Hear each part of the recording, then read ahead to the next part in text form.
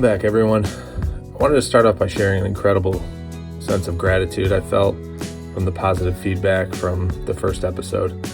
It's truly incredible, and it's exactly what I wanted to do with this, is to, find like-minded people and keep encouraging each other.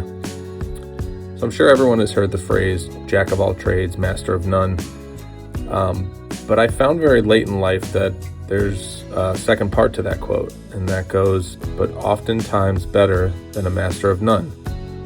I've never lived my life concentrating on one thing at a time. I'm sort of a random by nature, and I'm not going against my instincts on this one. Here in Ohio, we are forced inside for long winters, which requires us to choose between, endless scrolling and something actually productive. I was lucky enough to have a local library that was giving away expired magazines for free, and that kind of lit the spark for making collages. This process quickly became a perfect mix of mindless creativity as well as a meditative flow state. I started by cutting out pictures and words that kind of spoke to me and just simply looked interesting.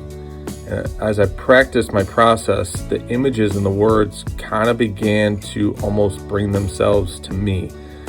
I know it sounds silly, but it's kind of the best way I can explain it. My sister was a huge fan of my even earlier works, and she encouraged me to be a part of a gallery showing that was happening in Colorado, where she lives.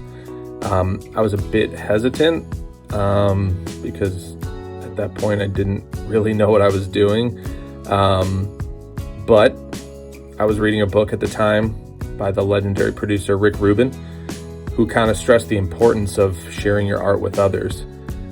He explained that it is kind of a different language, and that the opportunity to bring others together is within each piece of art. And even though I had only sold one print so far, it still gives me the confidence to now refer to myself as an artist. The point is that art has done so much for me, so my hope is that it will do the same for others who see it. That's kind of why I'm here, both on this medium, but also, more importantly, on this earth. I can't wait to hear all of your art journeys and stories, and as you share them through this journey. Keep it moving, keep it positive. Later.